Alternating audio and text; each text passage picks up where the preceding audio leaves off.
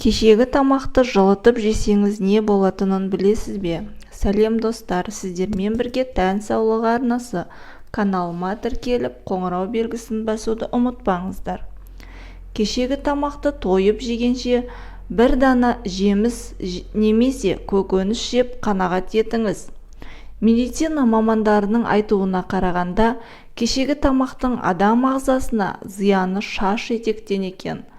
Тамақ ағзаның клеткаларына аса қажет материал, оның мейлінше балғын болғаны дұрыс.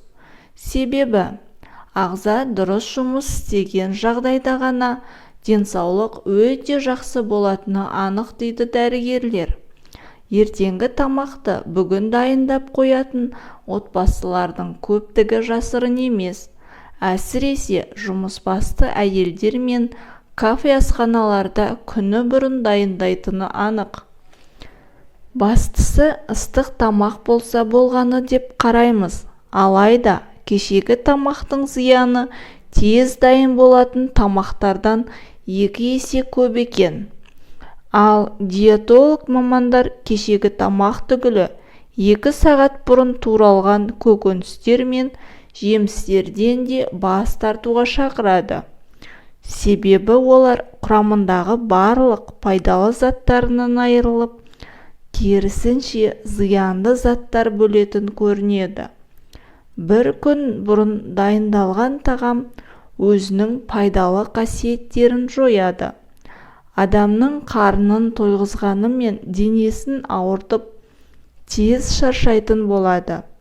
Егер сіз кешегі тамақты жылытып жейтін болсаңыз, А, С, Д және В тобындағы дәрумендер жойылады. Кешегі тамақты қалай сақтау керек? Егер сіздің күнде балғын тамақ әзірлеуге мүмкіндігіңіз болмаса, онда пісірген тамақты дұрыс сақтауды біліңіз. Бұл кезде әрине сіздің көмекшіңіз тоңазытқыш болады. Бірақ піскен тамақ салқындаған кезде тоңазытқышқа тыға салумен іс бітпейді. Әр тамақты сақтаудың уақыты мен әдісі бар. Мәселен, еттің өзін 3-4 күнге дейін сақтауға болады. Егер оған ешқандай көкөніс, айран, ащы қосылмаса, етті герметикке орайсыз, немесе қақпағы мықтап жабылатын ыдысқа саласыз. Қуырылған картопты да 1-2 сағаттан артық сақтауға болмайды.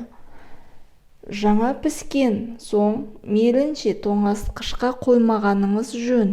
Себебі, картопты ысытқан кезде адам ағзасы үшін зиянды трансжир бөлінеді де ағзаны улайды.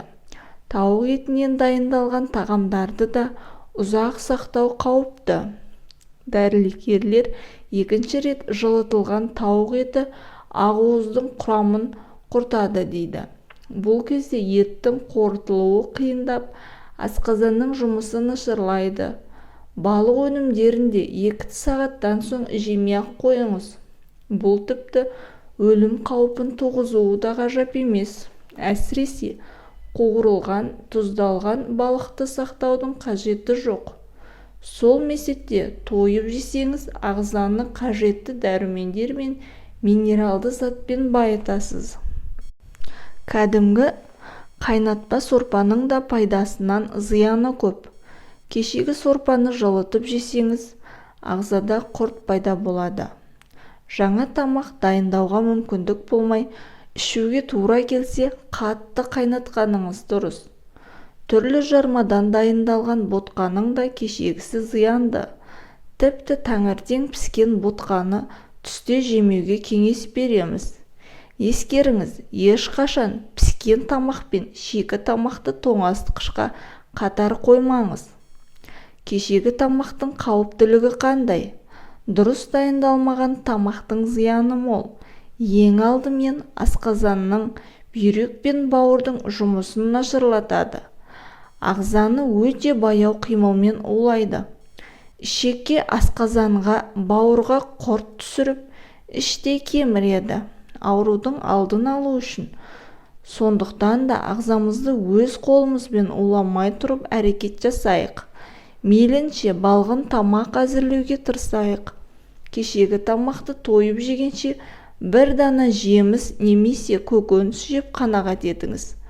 Қарныңыз тоймаса да ағзаңыз уланбайды. Керісінше бойыңызды билеген шаршаудан, әлсіздіктен, ашуланшақтықтан, күйзелістен арыласыз. Бір кесе кешегі сорпаны ішкенше бір стакан жаңадан піскен сүт ішіңіз.